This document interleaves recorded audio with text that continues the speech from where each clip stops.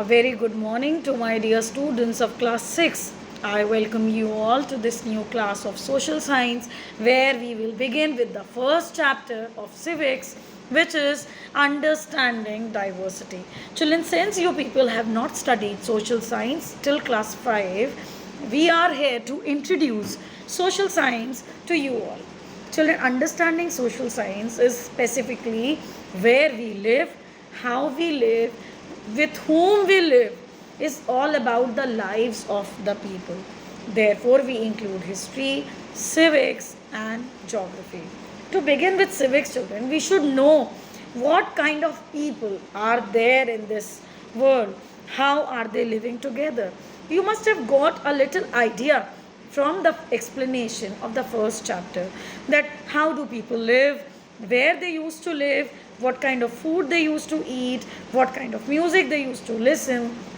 Now, coming to present time, let us see what kind of society, what kind of people we are interacting with. How are we living our lives in a world where everyone is different from us? Even our children are different from us, even our brothers and sisters also different from us. Let us look what this first chapter, understanding diversity, has to tell us about. Right? Now, people are different, children, from each other in many ways, not just in looks, but they also belong to different regions, they belong to different cultures, they speak different languages. Their differences enrich our lives in many ways. All right, children, all these different people who come from different backgrounds are belonging to all kinds of religion, cultures, which make India so interesting and diverse. Diverse means different. To understand diverse in simple way, it simply means different, varied, different. Okay, so are all diverse. Now, what does diversity add to our lives? How did India become like this? Are all kind of differences a part of diversity?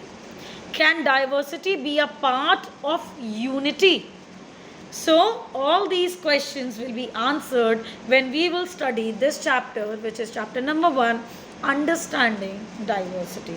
Sounds very interesting, children. Yes or no? Today we are going to study how different people are coming across and how are we living our lives depending on each other. Children, to make you understand in simple way, let us take some examples why our lives are connected with different people from different backgrounds. For example, you belong to a specific religion. Is it true that everybody you are in touch with belongs to your religion and your caste? No. Do all the members of your house look exactly like you? No. Do they have same height? No. Do they have same color? No. Do they like eating same kind of food? No.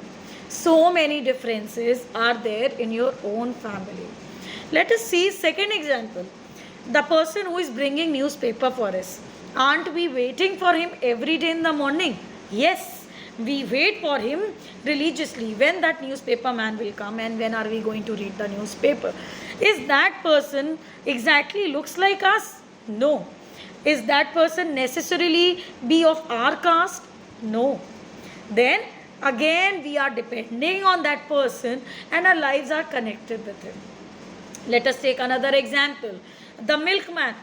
Is that milkman belonging to your caste? No. Is that milkman looks like you? No. Is that milkman having the same texture of the skin? No. Is that milkman having same kind of food like you people eat? No.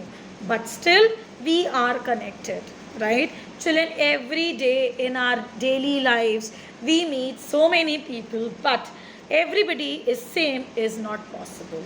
That is known as diversity. And to understand the country and how the people of one country live together is the main objective of this chapter. Hope this much introduction is helpful for you to understand. Now, children, let us see what do this understanding diversity actually means. What does understanding diversity actually means? Okay, children. If three children of the same age are asked to draw human figures, every drawing will be different from each other. This is because everybody has a unique drawing style.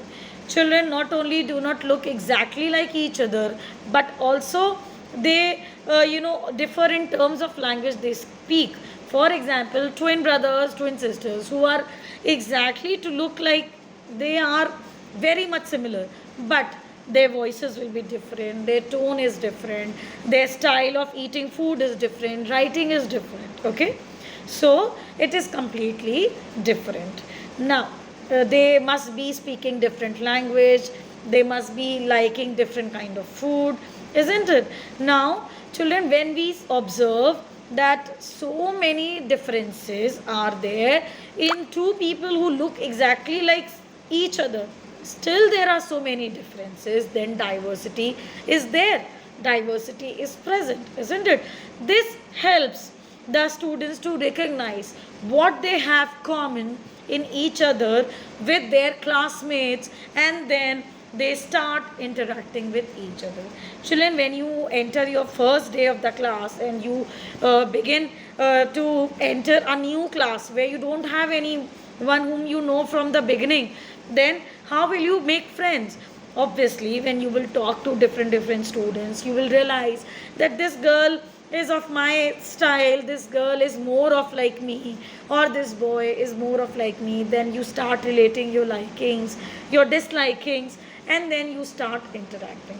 So here diversity is playing its important role, no matter how different we are, but still we live together.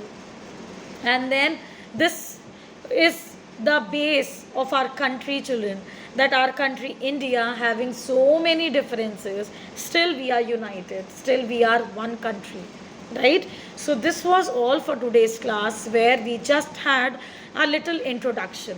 I hope the chapter seemed very interesting for you all also. So to come back in the next class, you should go back and read the chapter once more, and then when I will come and explain the chapter, it will be well comprehended by you all. Thank you so much, children. Have a nice day. See you all in the next class. Bye bye. Stay safe.